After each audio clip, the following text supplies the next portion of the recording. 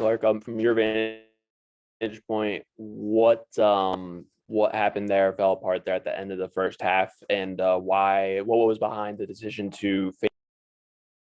Well, the fake was it was a long fourth down that was right on the kind of the outside of right on the fringe of where our range is, and so with the conditions and taking that into consideration, we had a fake that we wanted to run against them on the left hash, and we had the look we wanted. And so that's what was the reason for that. Unfortunately, it didn't work. We got the ball back to the line of scrimmage, and in terms of the 2-minute drive, obviously that's going to be about execution. We did a nice job getting them to the last play, and we had the receiver bracket in the end zone. We have to have somebody go up and play the ball, knock it down. And their guy was able to get up and grab it at the highest point. And, it was a disappointing swing that, ultimately we had the chance in the second half to erase. So don't want to linger too long on it. Chris? Yeah, Clark, the rolling Harrison out, a low punch. That I know that you mentioned having an issue at times with just punt protection. I presume that's the same thing there, particularly when you get one blocked today. Yeah, the block was just a breakdown in execution at one position. I think we've done a decent job of getting punts off, but obviously we have to execute. We have to make our block, and so we had a breakdown there. I was obviously in a situation where that could have been just a backbreaker early, like we've seen. I was proud of the way the team responded. Our defense stepped up and got a big interception there, and then we turn around and flip it to 7 points. And so I think there's growth in that exchange, but look, we're not ever going to be a team that's going to miss on plays like that in the special teams game and think that it's going to be easy to overcome. So I was proud of the way the defense took the field and stepped up. I was proud of the way the offense came back out and scored off the interception.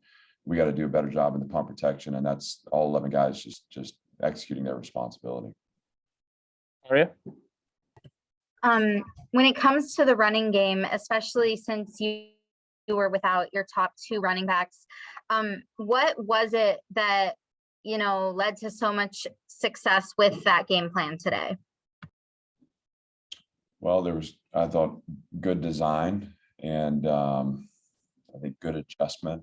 I thought that at times our O-line was able to win at the point also, which helped our run game between the tackles, because that's a place where we've struggled the last few weeks. And so we were able to get some punctures in our inside zone game. And I thought Mike did a nice job.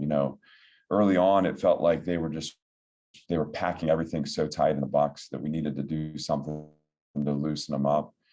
That started with Patrick Smith hitting a run on the perimeter where he broke a tackle. And I thought from there we used the option game and some other things to just to loosen them. And we found some puncture points. I think, obviously Patrick Smith had a nice day, and Mike Wright did as well. And then I thought Jay Ziegler came in and in some critical moments and also ran hard. He set up the shovel touchdown with a nice run where he was able to get to the 4-yard line. And so there are things to build on there for us, for sure. Just wasn't enough to get the outcome that we wanted today. And so, we have to find those extra plays to experience winning again. But I thought the run game was a nice feature today. And how long is Rocco going to be out?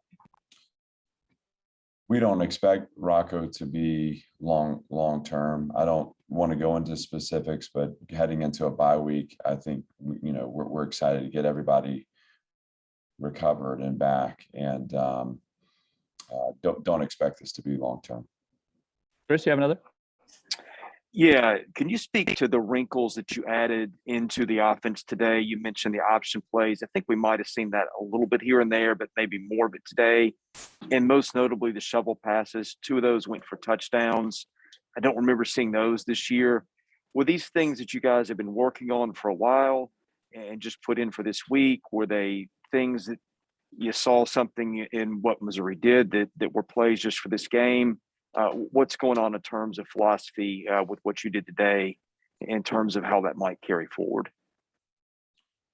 I think there's an element of it where you're dialing into your identity, and so just like kind of any successful operation is going to be about how quickly you can adapt and adjust and know where your strengths are and know how to optimize those strengths. So how do we get the tight ends going? How do we get Cam Johnson going? How do we find creative ways to out leverage the defense in the red zone? Your personality shifts with the personality of the quarterback at times too. So we're fighting. We're not gonna just run plays that we don't feel like are going to be effective. We're going to keep dialing into our experience and what we feel like will be effective, and that certainly includes a willingness to be creative and to think outside the box. And so the further we go, the more we know about our personnel, the more we know about our personnel, the more we know how to position them for success. And that's a coach's job. And so fortunately, we were able to hit on those, but we'll continue to look for ways to be creative, to maximize our skill, and to get the ball in the hands of our playmakers. And that's to me, that's just part of coaching. Clark, the penalties against Orji, like on that, where they got the field goal to push it to 2-possession game at 30-21, was that like disconcerting signals, or what was the explanation you got for that? And how do those happen on those third downs? Yeah, I mean, those are things that are controllable. So like when we look at this game, you're talking about drives extended for penalties, the pass interference. I mean, there are competitive penalties and there are discipline penalties. And so we competitive penalties happen, and I don't want to overreact to those, because again, I want our guys to go play and to let loose. The discipline penalties are the ones that we have to take ownership over. And so I think 3 times today, maybe 4, we jumped on a hard count third down, and at times I think once that gave them a conversion. I think another time it just set them up for convertible third down attempts. And I mean, that's painful. It's painful, and it's within our control. And that's coaches reinforcing that. That's something that has to be constantly talked about on the sideline, constantly talked about in the moment. And I think it's in the moment for the player too. It's dialing into that level of focus that the situation requires for us to have success. And we've talked about this with complementary football, and we talked about it on offense too, but we can't self-sabotage right now. That's not a formula for success for us. So, if we get them in 3rd and 12, we need to force them to play 3rd and 12. If we get them to 3rd and 7, we need to force them to play 3rd and 7. And what we've shown in those situations is we've been able to pressure the quarterback, and we've been able to intercept the football. But when we do things that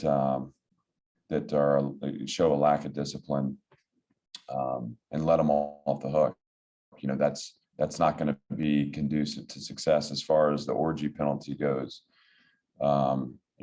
his movement led to the snap being started, or the ball shifting, and so they called it defensive delay game, because it was less about the infraction and more about like the stomping of his foot. But it's all the same. That's however they want to call it is what it is. It's our discipline and focus in that moment that's required. And that's, again, it's just as we're scratching and clawing and building this program, and fighting every day to get this thing where it can be, and we know it can be. There's a formula here that when executed is going to allow for us to find the results we want. And part of that formula is recognizing the control that we do have, right? There's so much about performance that's out of our control, but the control that we do have, we have to be impeccable and ownership over that. And being on sides on third down is certainly something that we control. All right, Chris, last one, please. Yeah, saw a lot of Miles Capers at times today. I think he had not played a snap on defense yet. What went into that decision? Well, Miles has been impressive. I mean, he's grown throughout the season on our scout team. He's been, he goes every day against our best, and we've been excited about his progress. And with 4 games left, we felt like he could be, a positive force for us on defense, and so we want to give him a chance to do that. We'll keep looking at him as a way to generate pass rush and look to expand his role. We think he has a bright future, so we're excited about seeing how we can use him here at the finish of the year, and hopefully launching him into a productive year too. Coach, thanks for your time. We appreciate it.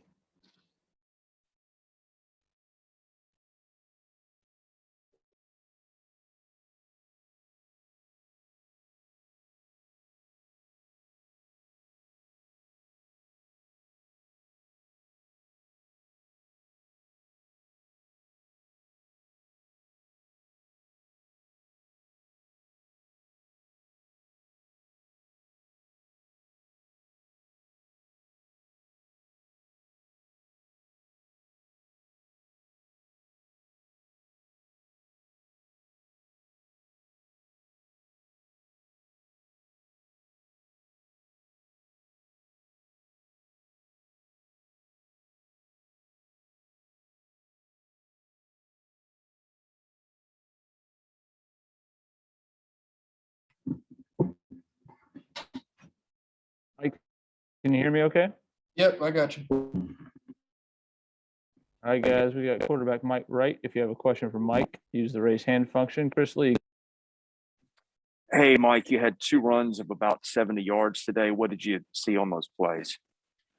Oh, well, I think, the hats off to the O-line, creating the hole. And I think, whenever you have quarterback runs over 20 yards, that means somebody skillfully blocked, So, hats off to the receivers and the running backs too. I think, they don't get enough credit, when it comes down to blocking downfield. But I think whenever you have those big runs, just big runs in general, somebody skillfully blocked. But O-line, I think O-line played a great game, especially in the run game. The holes are big. It's just they create the holes. My job is just to run through them when it's a run play. Aria? Yeah, so Mike, the running game in general, had a lot of success today. What do you think kind of led to that? And was that kind of your game plan going into to lean heavily on the Yeah, well, we just wanted to establish the run game. At just looking through film and all throughout practice, that was one of the emphasis we wanted to focus on. And so, like I said, just hats off to the O-line and hats off to Patrick Smith and Jay Ziegler. You got 2 true freshmen right there, taking on a role, and so, hats off to them. I'm proud of those 2 guys right there. And they ran their butt off. They got some dirty yards here and there. And, I'm just proud of those guys. I'm just proud of the way we came out here and just battled today. Do we have any more questions for Mike? All right, Mike. Thanks, man. Thank you.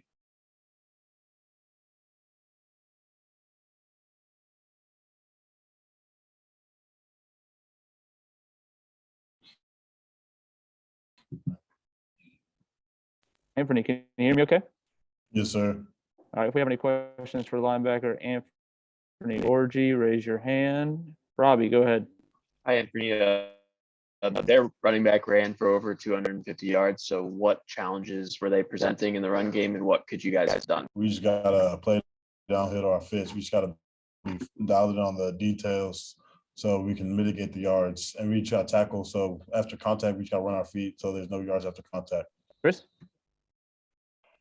Yeah, I know you guys scouted him. He's had these kind of games against other people, but what was it that went into containing or not containing him today? Was there anything that you didn't expect that he showed you today?